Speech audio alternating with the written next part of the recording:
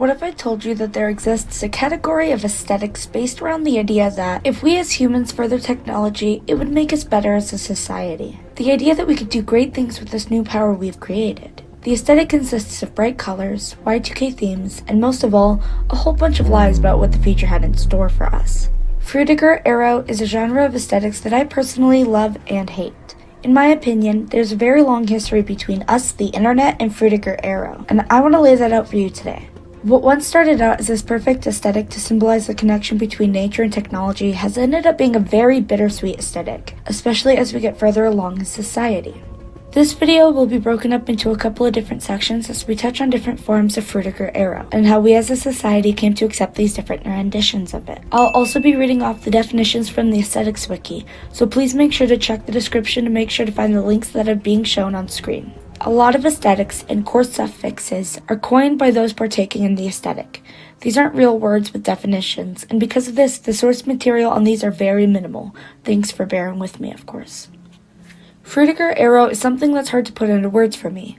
It's something you can see and feel, almost like a vibe you can experience that's been locked away to a certain time period.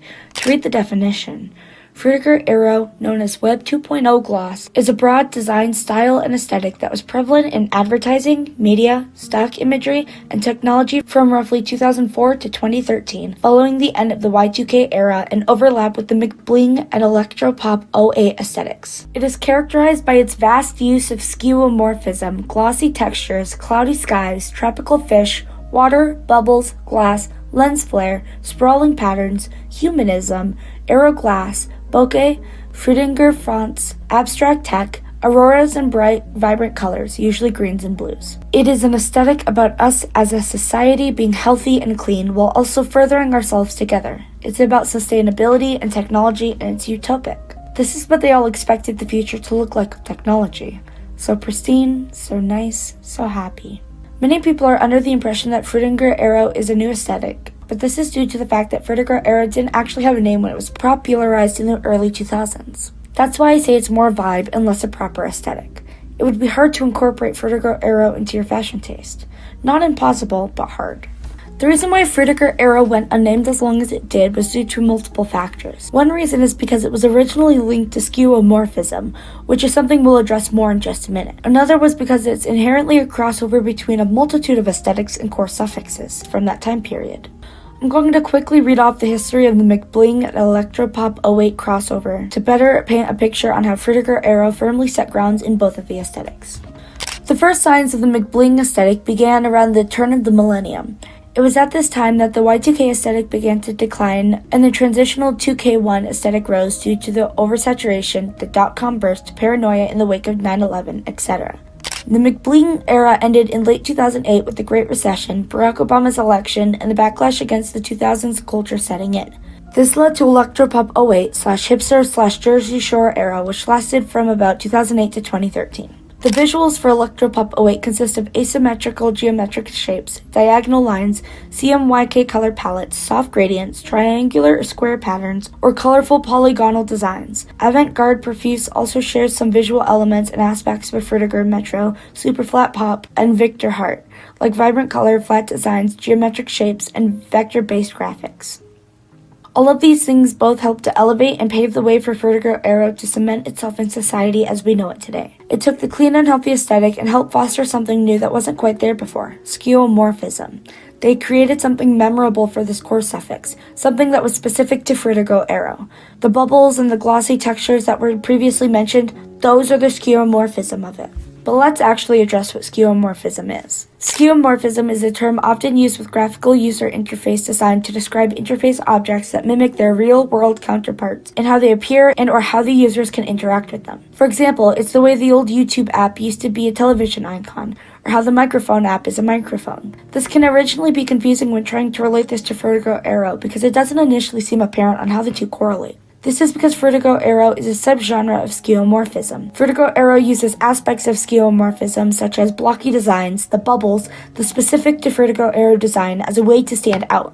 This is in and of itself a form of skeuomorphism. On top of this, Frutiger Aero has its own subgenres. This was done to help people like you and I navigate through the different themes and aesthetics in a better way instead of it being all piled together as one thing. I'm looking at you, nostalgia core, you lovely little nightmare you.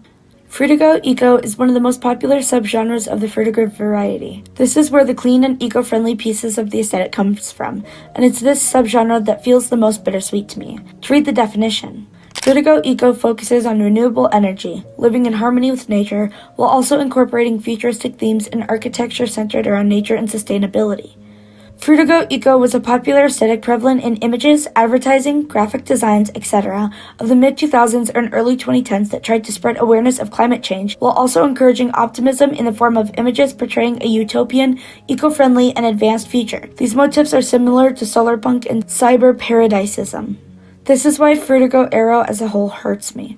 It's so crazy to think that we thought that technologically we'd advance and be better as a society in a climate way, but also in a business aspect. I mean, looking through the aesthetic, you can see that a big aspect of these is the utopian levels of equality that's happening here. There's no cars in the streets, there's no people in the buildings, it's empty, and yet it feels beyond inviting. There's no inequality here, and everything looks happy. I keep saying it, but it's because it's so shocking to me.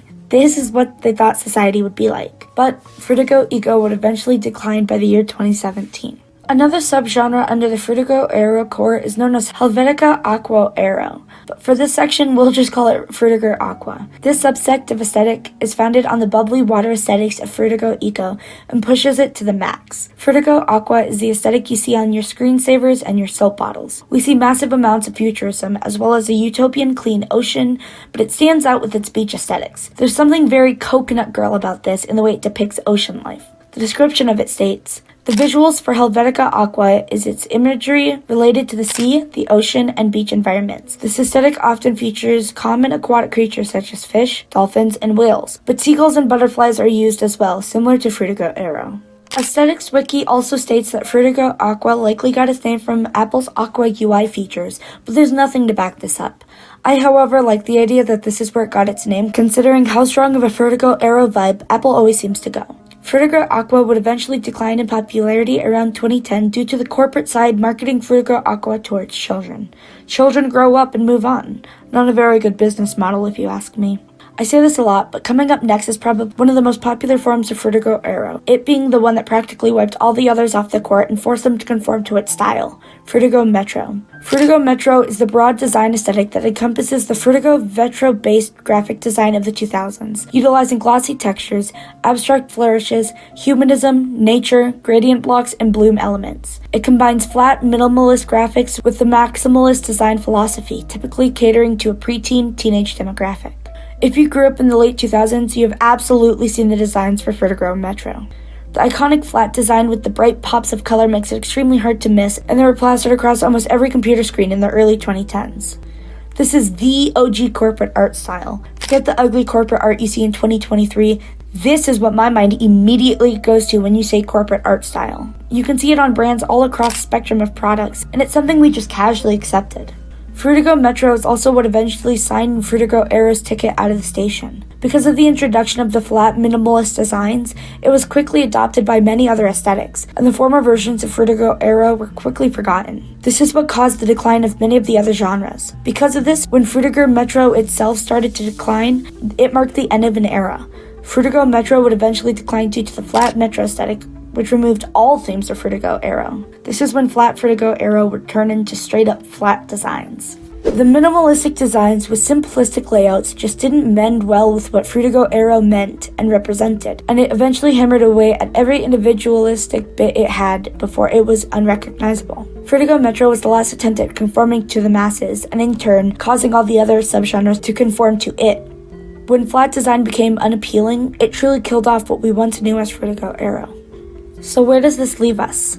It's believed by the masses that Frutiger Aero started to decline in 2012 when Windows 8 was released, with iOS following in tow by updating theirs as well. Seeing as Frutiger Aero was originally popularized through computers and advertising, it makes sense that the rest of society would start to adapt with the rest of the corporate world. But that doesn't mean that Frutiger Aero is gone. Oh no, you see, there's still one more subgenre of Frutiger Aero that exists that I haven't touched on, and that's Neo Aero. For this, I want to start by reading off a little piece from the Aesthetics Wiki, because it really puts into perspective how the future dictates the past. The term Frutiger Aero was coined by Sophie Lee of the Consumer Aesthetics Research Institute in 2017, leading to a gradual increase in interest in the aesthetics. In 2021 to 2023, it has made a slight comeback via TikTok videos in the form of nostalgia, the hashtag Frutiger Aero being used over 30 million times. Frutiger Aero as a term practically didn't exist before 2019, and by 2021, it's bursting at the seams. This has spawned new iterations of Frutiger Aero, recent ones in the current years. Along with the Y2K revival that's been happening, Frutiger Aero has been also receiving its own revival, and we call it Neo Aero. The Aesthetics Wiki also mentioned something that's beyond relevant to this video.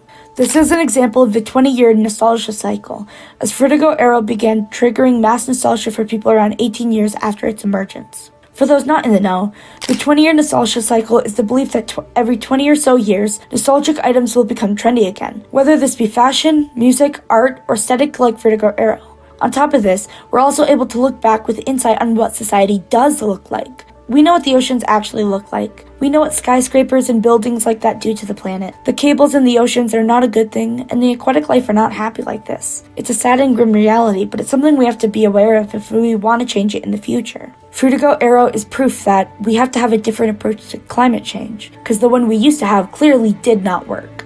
On top of this, there are so many more subgenres that exist within the bubble of Frutiger Aero that I couldn't even begin to start explaining here. There are subgenres of subgenres and subgenres within that. It's very in-depth, and they also play off of many other aesthetics. There's something we saw every day, and now incite nostalgia within us in a way we never expected them to when originally creating them. I just want to quickly list off some honorable mentions from the Aesthetics Wiki.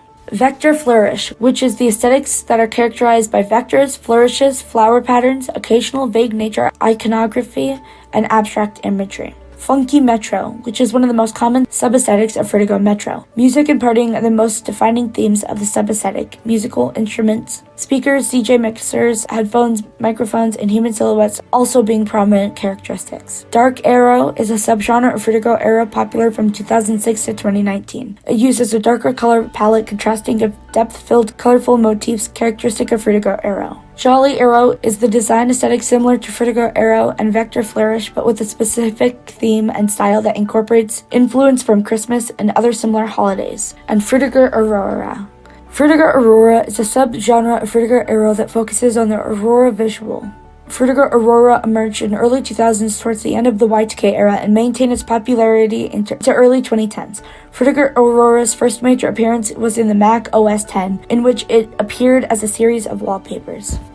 And that was my video on Frutiger Aero. Thank you for listening. I know my speech impediment was really bad for this video, but I really just wanted to talk about this. It's one of my special interests. I don't know why. It's just my brain. I love talking about it. I love the little intricacies. I love how there's literally dozens of more subgenres that I haven't even begun to touch on. I hope you all go and check them out. And if there's any other aesthetic that you would like me to explain to you, go ahead and comment them below. I think it would be cool to have a series on the different core suffixes and aesthetic lists. That would be really fun to do. Hey, thanks for watching. I won't be uploading any videos for a while because I have a lot of stuff going on in real life. And so, I thought I would re-upload this video. I uploaded it onto a different channel of mine, and the topic is a big passion of mine. So I wanted to make sure to put it on this channel as well because I feel like it deserves to be heard. And because it's a re-upload, I don't really have an outro for this. I hope to see you in my next video, whatever it ends up being, and whenever it ends up being. Please hit the like button. I don't know if you noticed, but the like button flashes in a rainbow whenever you talk about it. That's actually really cute. Go ahead and subscribe. Actually, now that I think about it, I don't know if it's the like button or the subscribe button that glows. Either way, go ahead and do that. And go ahead and leave a comment. Follow me on Twitter. I have an Instagram. And I'll see you in the next one. Bye, guys.